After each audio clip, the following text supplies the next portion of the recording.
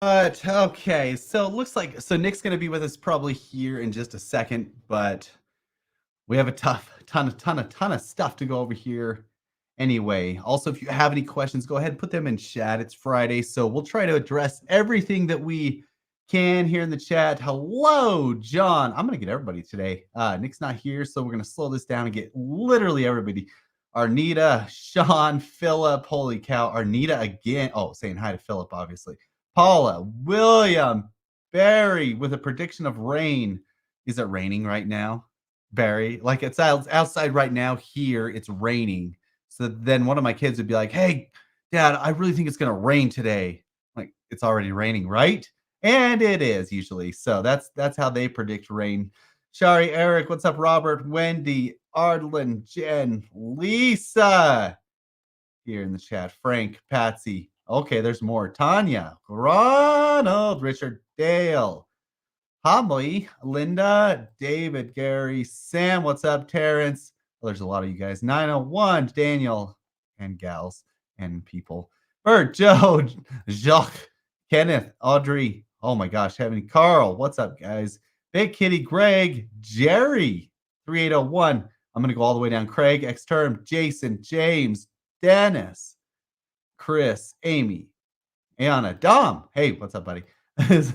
Greenfield, Mary, Andy, Bill. Oh, I thought I was almost to the end. M2, Mark.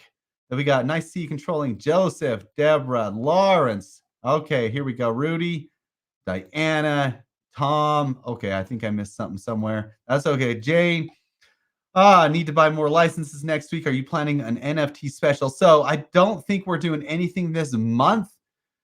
We have some things planned, but we're definitely not doing anything else. Ronald, Joseph, my dear sweet Haley, Jane, Catherine, Linda. All right, we're going to talk a little bit about AI here in a second too, and I did want to mention something along those guides, or along those lines as well. But we'll get right into that. But first things first, let's go over just a couple things over on Node Market.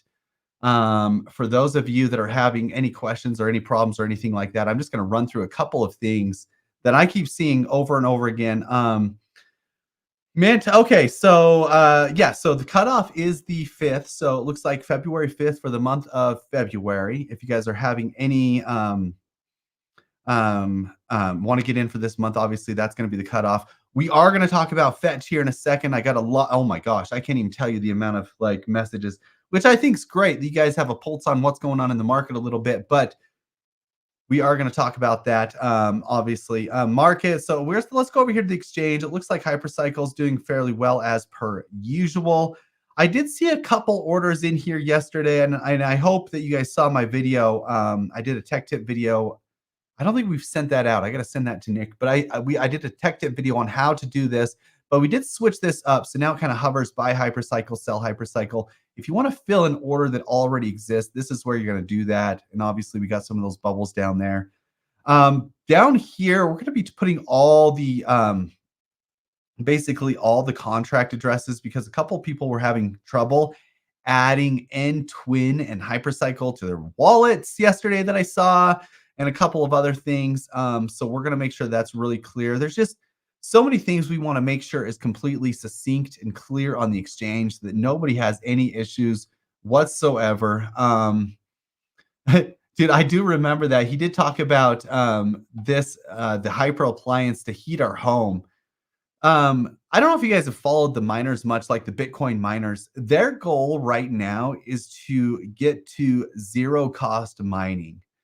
And what that would mean essentially for the Bitcoin miners is they want to get to where their machines are able to heat like either commercial buildings or complexes, and the power basically is their cost for the power is basically refunded in the company paying for the heating that the mining puts out. So because of the Bitcoin halving, the way that works is they're basically their rates that they get from each block of mining Bitcoin is going to be cut in half here a little bit. So I was listening to this podcast, and one of the guys talking about it was saying, yeah, our blocks, our fees is going to be cut in half. So we have to make that up somewhere. And their way that they're going to do that is they're going to start heating commercial buildings. So they're actually working with HVAC companies right now to install a lot of their Bitcoin miners in buildings to be able to mine Bitcoin. And so once it produces that heat, they should be able to get that money back. And along with that, even though the halving's coming up, I think the miners are actually doing really well because since ordinals and inscriptions and everything else has come out on Bitcoin, the fee structure for miners has doubled and tripled over the last year. So they're actually making more money on fees than Satoshi, I think, even originally had planned them making by this time. But I think his plan all along was even during the halvings, miner would still make about the same amount because fees would increase as more adoption, more usage came along the blockchain. So that's really interesting. So sorry, a little bit of a tangent there, but that's I think a little bit of what Tufi was talking about here on he thought the hyper appliance would be able to heat the home because of the amount of heat and work it puts off. Yeah, so I think that may happen. Um, we'll talk about this in a second too, actually, Chris. So I'm glad that you brought that up. Yes, great. We'll talk about it now. So basically, what's happening? What Chris is talking about is Wyoming. About a year ago, I think it was like last March, they proposed. Wyoming's one of the most crypto friendly states. Okay.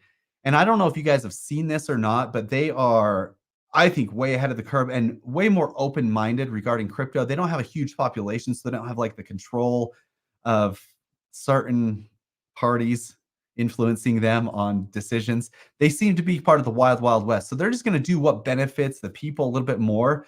So last March, I think they came, there was a group, a committee that was created, and they came up with this idea. They wanted to create a stable coin for Wyoming. And as that kind of played out, they were going to do the stable coin. And yes, or this last week, they met after Davos. They met and they had this huge meeting and they got together and they proposed their plan to come out with stable coin during the years 2025, 2026. They would be fully finished with this, but they were going to get started on this thing right away. And their proposal was for the state of Wyoming to have a dollar-backed stable coin in the state, and people would be able to use this stable coin, this crypto, to do transactions. And it was interesting because one of the people on the board actually said, you know what, this could be a ton better than people using credit card transactions because instead of 2 and 3%, Dom. I see pop-ups everywhere. But instead of 2 and 3% fees they're going to be paying on Visa and the credit card companies, they would be paying a fraction of that. So it started to click with the people on the board that stablecoin might be a better way to actually do transactions in the state of Wyoming. Now, there were talks of them launching this stablecoin backed on the Ethereum network, which I think would be a surprise to them on fees. And I don't think that they're going to end up doing that. But it's just a very interesting. If you have a chance to go watch this, go see what Wyoming's doing. I think they're setting a precedent for the rest of the country. If they did, in fact, launch the stablecoin like they planned, which I don't see any hindrance, they voted in favor of it this last week. And I think they have they got granted the full $5.9 million they want or something like that, full $5.9 million they wanted to be able to get this stable coin and get it completed to be out to the public. And so it would be quite a I think it would be a great thing, obviously. And Wyoming's just like 20 feet from my house, so I can go over there and use the stable coin if I need, or I just like that it's so crypto friendly here. So yes. Okay. So hopefully that answers. I mean, I don't know what significance. I think it will have a little bit of significance. I think once other states see this happening, honestly, I think it's good to happen at a state level because it's more decentralized than the government doing it. I feel like Wyoming is a little bit more separated from the government as most states would be. I don't know why I say that, but I just feel that is happening. What the heck is inscription? That's that would be a long discussion. I don't know that we could go over that, but basically, people. Okay, so this is interesting. This is actually really interesting, and we can cover this really quickly too before we go. I want to go behind the wall really quickly today and talk about fetch, but inscriptions. Basically, each little Satoshi in Bitcoin is a block of little data, right? And on that little block of data, people can actually write data on that, and it's saved on the blockchain forever. So right now, what is happening is people are inscribing NFT collections. They're going on there and they're writing their NFT collections, so they're stored on the blockchain. And then people collect those collections. Amongst that, these collectors have basically created a whole ecosystem of rarity amongst Satoshis. and things like that. So let's say you have one Bitcoin. In that Bitcoin, there's a bunch of Satoshis. So let's say you have a dollar bill. In that dollar bill, there's a bunch of pennies. And on each one of those pennies, a whole bunch of data can be written and stored on the blockchain. So the other thing that's really interesting is people make mistakes when paying for things now. So, like, for example, you transfer Bitcoin from one wallet to another wallet. That Bitcoin is comprised of a ton of those little pennies or Satoshis, right?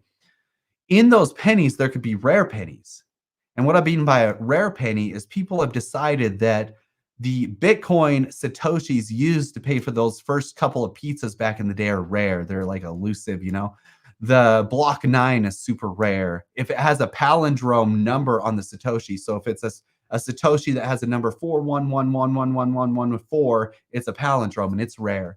So on occasion, when you send Bitcoin across the network, if it includes one of those rare Satoshis, people will go take those Satoshis and pull those out of that one Bitcoin and sell those as a rare Satoshi. The other day, I sold an inscription and somebody accidentally paid me with some rare Satoshis. So instead of that Satoshi being worth $4, which at the price of Bitcoin is worth $4, that rare Satoshi was actually worth over $100. Sorry, I might be getting lost in the weeds on this thing, but holy crap. Inscriptions, that's what an inscription is. Basically, pictures or other things that are inscribed on each Satoshi, and they are sellable and tradable, and all there's a whole marketplace for these bad boys. Um, so let's see here. Do you do rants? I don't know if I do rants, but I probably get lost on certain little aspects of crypto, that's for sure. Um, yeah, it is definitely still the wild, wild west. Yeah, filling in for Nick for just a little bit. Anyway, so hopefully that kind of lightens things up. I did want to talk about before we go behind the wall here, and then we're going to get right behind the wall and start talking about Fetch and a couple of other things. There's going to be some token unlocks that we're going to talk about here in a second as well. But basically, Amazon, right? So this is what we're talking about. You guys saw this yesterday. Amazon absolutely crushed earnings. Holy crap. Let's see if I can pull up Amazon's chart just because I want to see what they did yesterday and what it's looking like this morning. Holy cow. Amazon. Boom, boom, boom. Oh my goodness. I don't follow really charts anymore, but they jumped a whole bunch yesterday. They absolutely blew out earnings and did really well. I think Facebook blew out earnings too, and just everything's doing really well in the market, which I mean, the macro picture does affect what happens in crypto as well, and we will go over numbers and things later. But yesterday they launched or they talked about their AI shopping assistant called Rufus. Now, Rufus is going to be set up as a shopping assistant, so it can basically go through all the customer reviews there on Amazon. It'll kind of ask you, you can ask it questions like, oh, what kind of clothes do I need for running in the winter, right? And it'll kind of give you a search based on this is what you need. You need these types of shoes. You're going to want to get some sweatpants. So it'll pull up your sweatpants and it'll start comparing these items just a little bit better for you so you don't have to do the research yourself. But what that is, I mean, I don't think it's like super effective. I mean, it's a cool little gadget, but I don't know that I'll use it because I like to do my own research. But maybe the Rufus will do it a little bit quicker and be able to come to a conclusion quicker than I would come to a conclusion. But then I feel like Rufus is going to be basically manipulating what I buy at that point. And I don't know if I want to be manipulated at any point.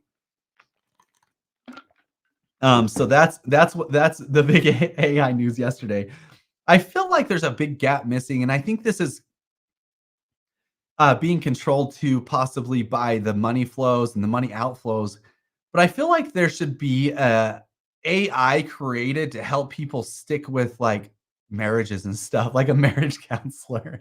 I see a lot of people getting lazy in marriages. I feel like they need to come out instead of making all these AI things for like dating apps. Why not like make an AI for people to commit to their marriage and like really like commit to their spouse and like give guidance on how to do that and stuff. And I feel like that could help people like really focus. But I think there's a lot of money in people getting divorced, splitting up, and getting remarried because those are big markets and stuff. So I don't know, but that's just my thought process. Anyway, let's go ahead. I know we're already only 15 minutes in, but I've been wanting to go behind the wall a little bit quicker. So we're going to go ahead and do that. And I want to talk more real about what happened with Fetch. I want to talk about markets, and then I want to show you guys. Actually, let's show you now just some screenshots of what we're working on behind the scenes here, and we showed this a little bit yesterday. So this is our basically our node license manager back end and stuff. And I'm just going to show you these screenshots, but this is if you wanted to cancel a hypershare. So let's say you had a hypershare already made and you wanted to get your node licenses and your C hypercycle stack out. This is the process that we've created to do this. It's very visual and very simple, and you can kind of see it in real time, which is really cool. If you this is just the button that just basically says you've succeeded in doing so, and then it kicks those things back out, and those will go back into your wallet, which is really cool. So we've successfully been able to do that. This is basically your hypershare manager section of the dashboard. This is what it's going to look at. So if you have this level of hypershare, it kind of shows you how many R and S tokens you're able to send around and delegate out. What people I don't know if they've fully grasped is when you create a hypershare, you're basically in charge of it. So you'll be responsible for depositing the hypercycle rewards to the RNS holders. And that's what's going to happen. So when you get paid and stuff, you're going to deposit these awards and those are going to send out. You can withdraw those. And anyway, we've created this whole manager and stuff for that, which is really cool. But let's go ahead. Let me figure out how to hop behind the wall here. And we are going to do that right now. Let's go ahead and remove that. Remove this destination. Boom, boom. I think I'm doing this right. Crap. There goes Facebook.